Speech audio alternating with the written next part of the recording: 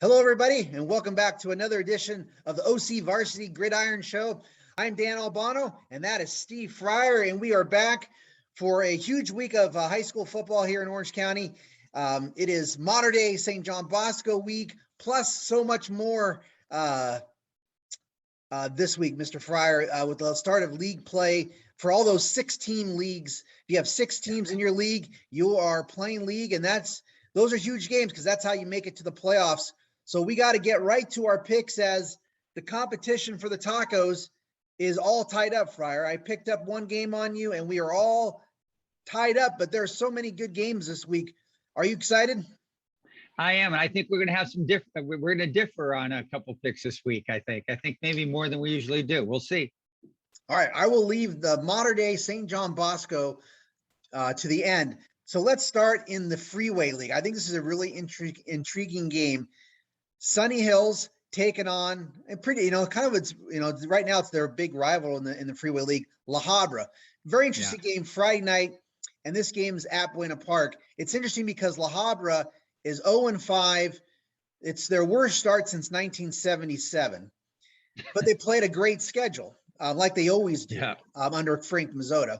And then Sunny Hills has played a solid schedule, not as strong as La Habra, but still a strong schedule. Solid. They're 3-2, both top 25 teams in the county. Who do you have in this one, Fryer? I'm going to go with La Habra.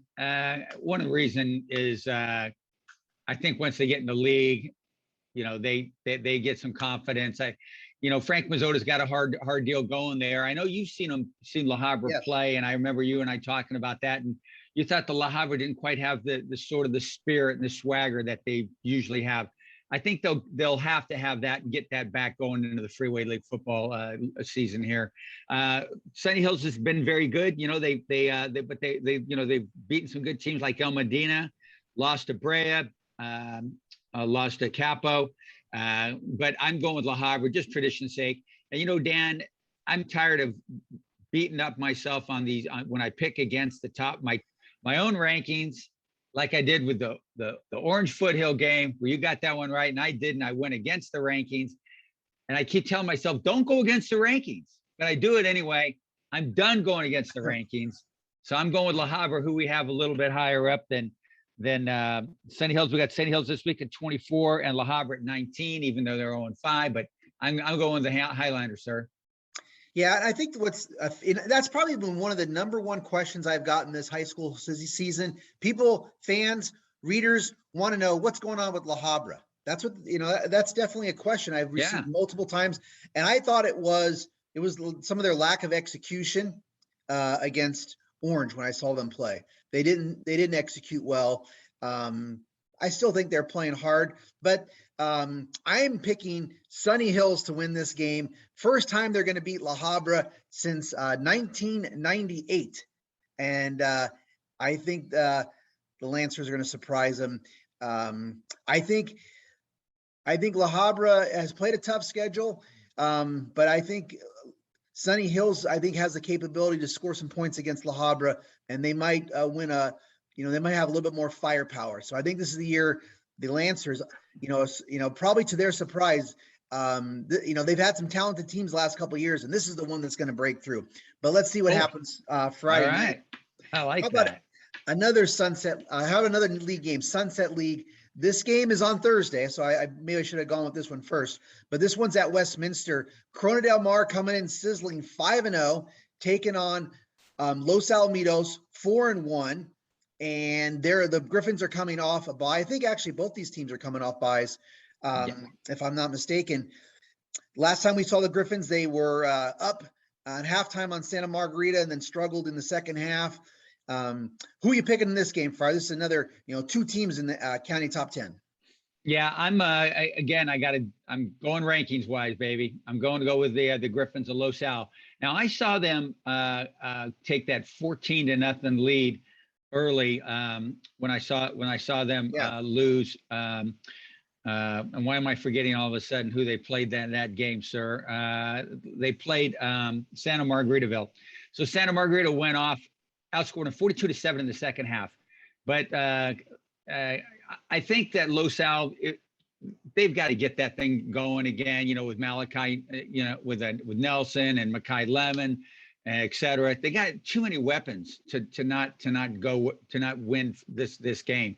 Corona del Mar's having an excellent season. They're tough. I love them, but I got to go with the Griffins. I think they'll get that offense rolling again, and they're going to win this football game. Yes, I'm agree with you, Los Al, who now actually has 3 juniors committed to Oklahoma. I don't know if you caught. DeAndre Moore has joined Malachi Nelson and Makai Lemon as a Boomer Sooner commit. He recently committed. So, but he was the best player I saw for Los Al in that game. Okay. He is a monster. Once he catches the football, you got to have 3 guys to bring him down. But he, Makai Lemon, we knew all about him, et cetera. But gosh darn, DeAndre Moore was the best Los Al player in that game. He's really good. Okay. High praise there from Mr. Fryer. I think, and I like what Corona del Mar is doing. I think they're going to be improved. I think it'll be a better game than it was in the springtime. And, Corona del Mar is trending the right way. Another real good league game. Want to go to the Empire League. How about Tustin coming off its bye, taking on, and I think a much needed bye, taking on surging now, and I think more getting some more respect in my book in Pacifica, which is 5-0. And this game's gonna be Friday at Bolsa Grande. And this is a huge, just like some of these other games we're talking about, right out of the gate, this is a big league game with league implications. And you think about the Empire, oh, by the way, there's some sad news with Cypress, another league contender with their quarterback, Dylan Eldridge. You don't know how Cypress is going to respond without their potentially not having their quarterback. This puts a lot of focus to me already, even more on this game. Tustin-Pacifica. Who do you got, Fryer? Got to go the rankings again, Tustin. And then also going because I think they played a tougher schedule too. They got a win against Capistrano Valley. They lost to Foothill. They beat Trabuco. They lost big last week to Ayala, which is a really good football team. Ayala's got a win over La Habra, right? Yes. So, but I'm going with that schedule. I like Pacifica a ton. I like Darius Cowens. He's a fantastic player. On the other side, Tustin's quarterback, Toby Schmidt's been really good. Dom Flores, a very good receiver for the Tillers as well. So I think looking at the schedule and, if Dylan Eldridge is out for Cypress, what a tough kid, great season for him. But I've got to side with the Tillers in this game. All right. We are definitely clashing all over the place as this is an exciting week 6. I'm picking the Mariners. I think they really impressed me, and by beating Brea last week, and that was a solid Brea team. That's got a lot of seniors, and Pacifica's running the ball well, and they got a lot of skill and speed. This is going to be a very high scoring game. If Pacifica's got Tustin's got to get their offense going because they did not fare well. They only scored 7 points against Ayala. And that game may put up some flags for me. I know Ayala 6-0, but even La Habra was able to score 21 points against Ayala. So we'll see how the Tillers come into this one. But I'm picking Pacifica. So 2 more games to get to, Fryer. How about this one? I think this has big, playoff implications, especially Division I. How about Sierra Canyon? I believe this game they're coming down to play host Mission Viejo in a non-league game. Mission surprised me and impressed against Alamany, how convincing they were on the road. And last week they took care of Lusinger. But how about Sierra Canyon? Last week beat Norco and pretty decisively. And that was a Norco team that took out Santa Margarita. Yeah. And I think, these are 2 teams that are kind of in the Division I conversation. We don't know how many teams are going to be in Division I. Is it going to be 8, 6, 4? Who knows? But who do you got in this game? I think a very important game.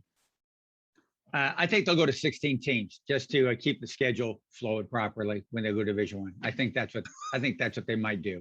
You think 16? They're going to go 8? Yeah, just like always. You always go 16.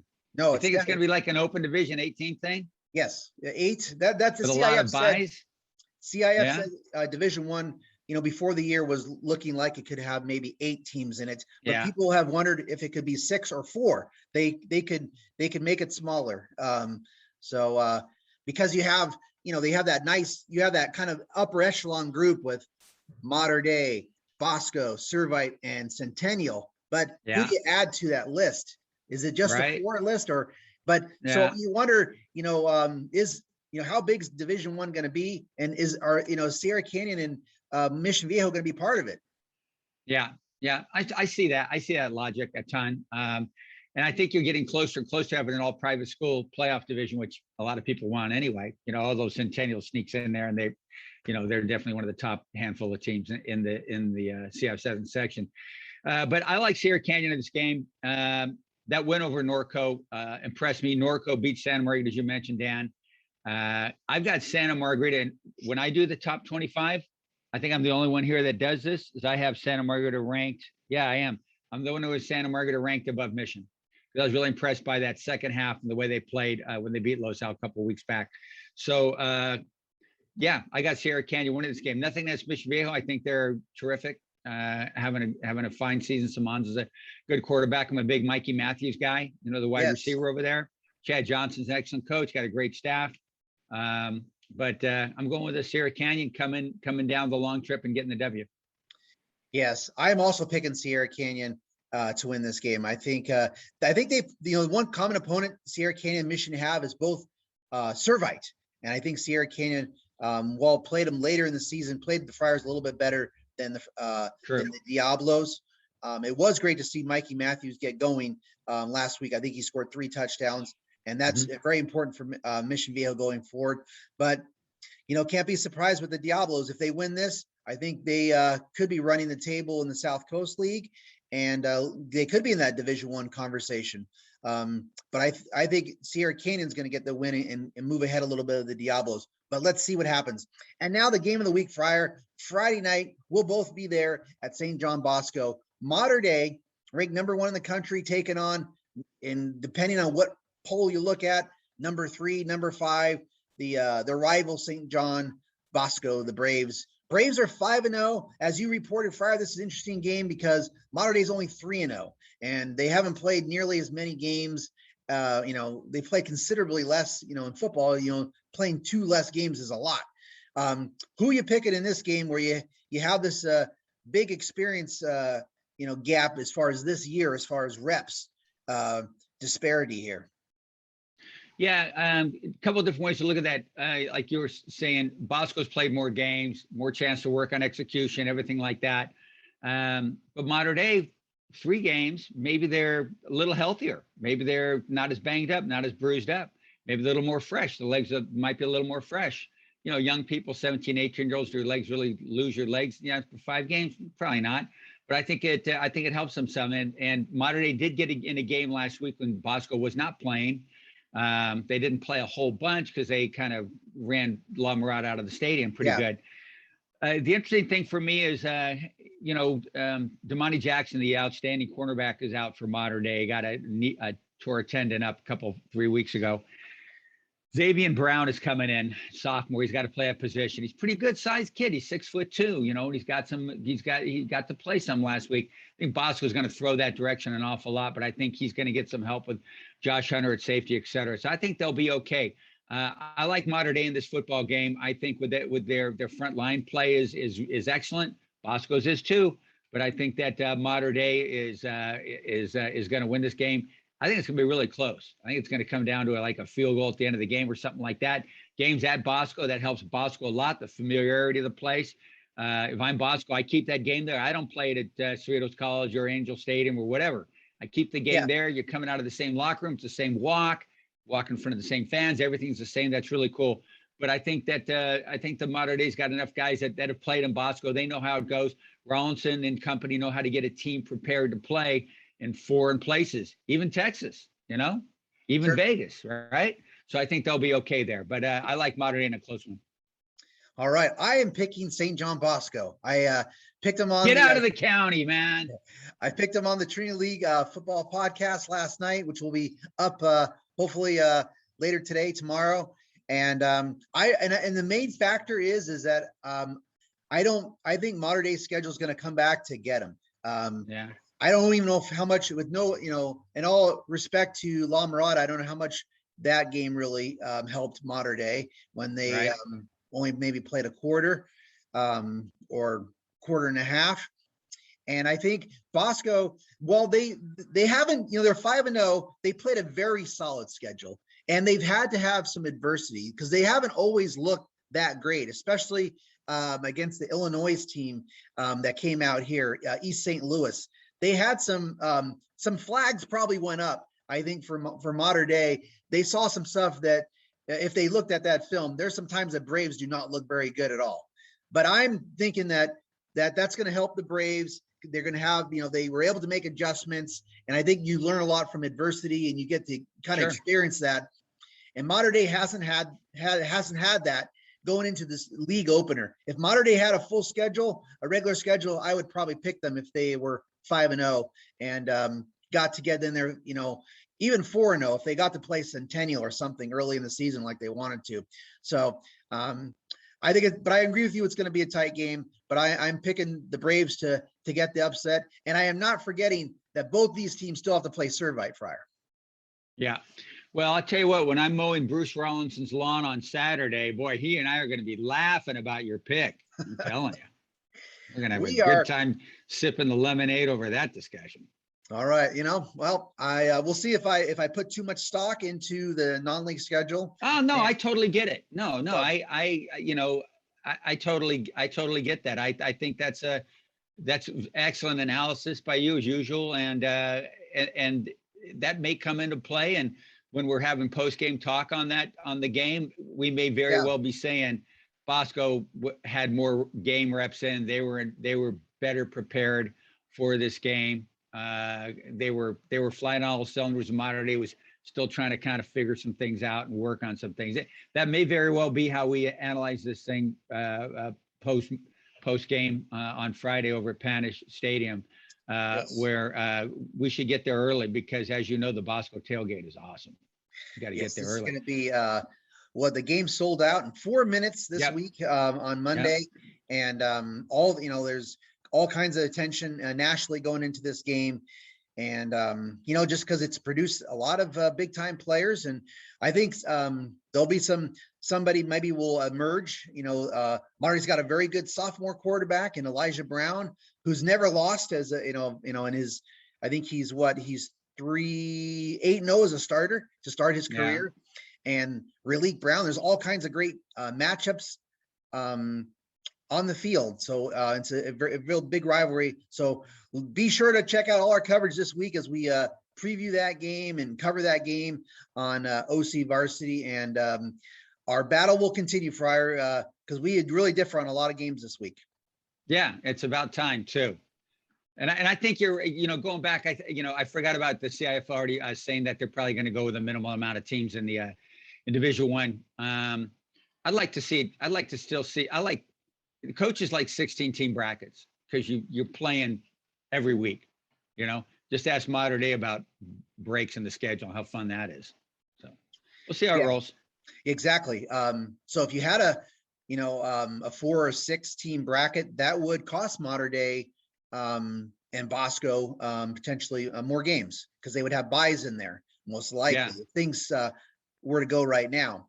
But I think the flip side is teams like Mission Viejo or Santa Margarita, Olu, Norco. They are some of these teams that would like to try to win a CIF title. They don't probably want to be in Division I, where they've Mission they've played Mater Dei a few times in the first round of the in D1 or semifinals. So they want to get in a different division. So and how bad are breaks in football, right? I mean, in the NFL, they're playing for that first round bye. Yes. College football teams, they haven't played for a few weeks before they go to a bowl game. Yeah. So, maybe buys, breaks in football are advantageous in a good degree. You see, we've seen Clemson and Alabama, et cetera, haven't played in a few weeks, and then they get out there on the football field and they play like $1 million, man. So anyway. They do. And it's going to be interesting, and Mater Dei and Bosco are so well coached, so much talent, and they definitely have the capability of doing just that. And I won't be surprised if the Monarchs roll or win a game with only 3 games. It's